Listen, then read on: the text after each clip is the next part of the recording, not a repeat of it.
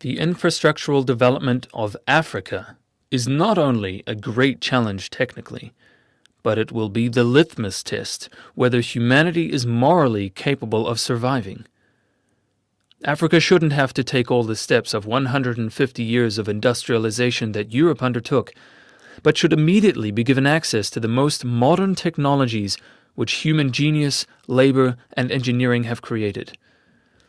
And the first issue is an absolutely fundamental one.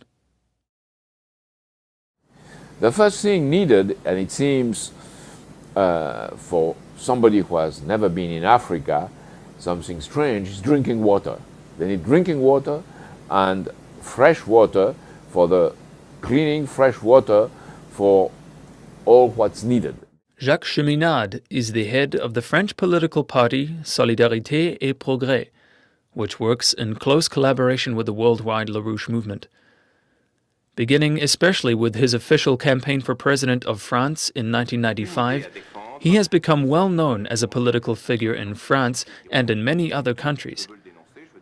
At that time, basing himself on LaRouche's famous forecast of 1994, Cheminade warned against the coming collapse of the derivatives bubble.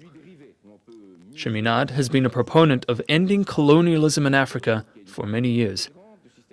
This colonialism exists today in the form of the British Empire's system of globalization, manifesting itself in brutal exploitation and the imposition of so-called wildlife reserves in order to prevent Africa from opening up its own natural resources for development. Today, Cheminade has announced his candidacy for the French presidential elections in 2012. Lake Chad is in the middle of Africa. It borders Cameroon, Niger, Nigeria, and obviously Chad, 4 countries.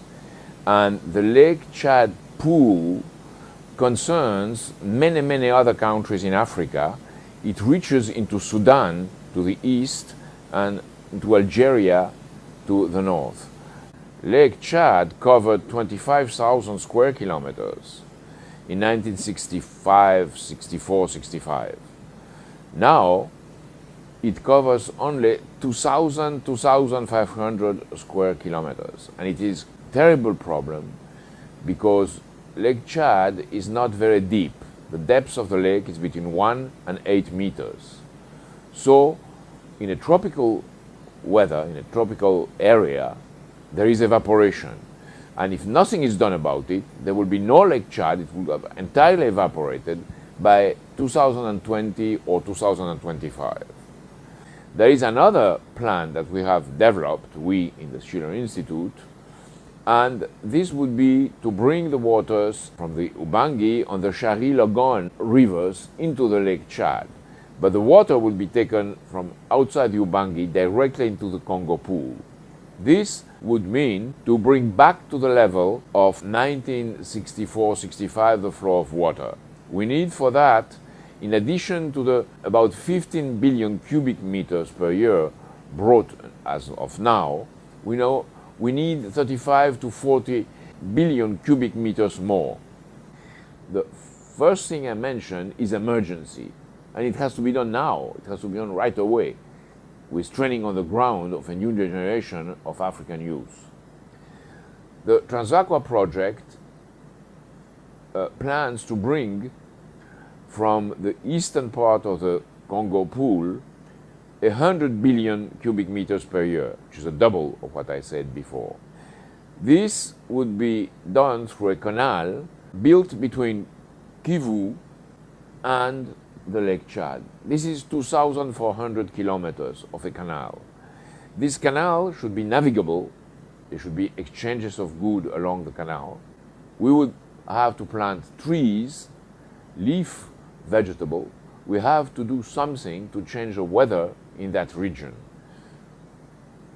Man becoming, like for LaRouchePAC in the United States, an engineer of the biosphere. What's very interesting is that this canal would cross the Lagos-Mombasa axis of African circulation. So at this crossing point of this canal and the Lagos-Mombasa, you can have development of industry.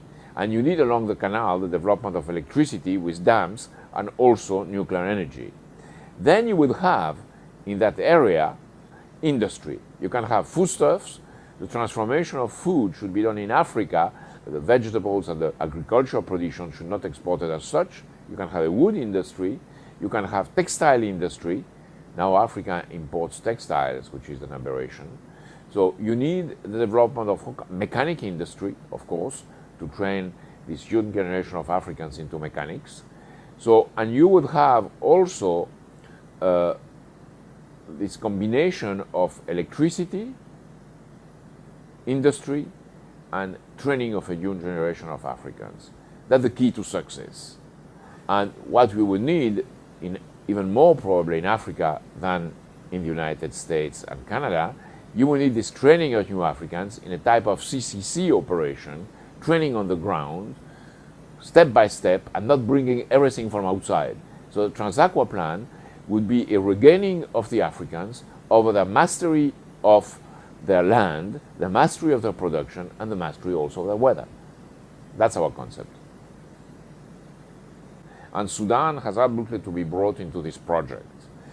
It's the youth, the young people trained around the Merowe Dam in Sudan, which should be, so the Baal Ghazal, connected, by the way, to all this Lake Chad project in the Kivu or northern Kivu part of the project.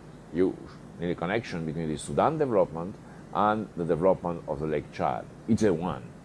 They refer to a word in Islam which is very funny, and I don't want to make a mistake. It's istiklaf. It means the mandate from the sky to improve and make the world better. And that will be exactly what will happen for the youth. And they need also to have a sense of the future. Africa, through the colonization, and until present times, has not a sense of the future. People try to survive in the present. And even people having gone to the university or to have certain studies. There are a few who have this sense of the future. And these people should be the cradle for the development of Africa.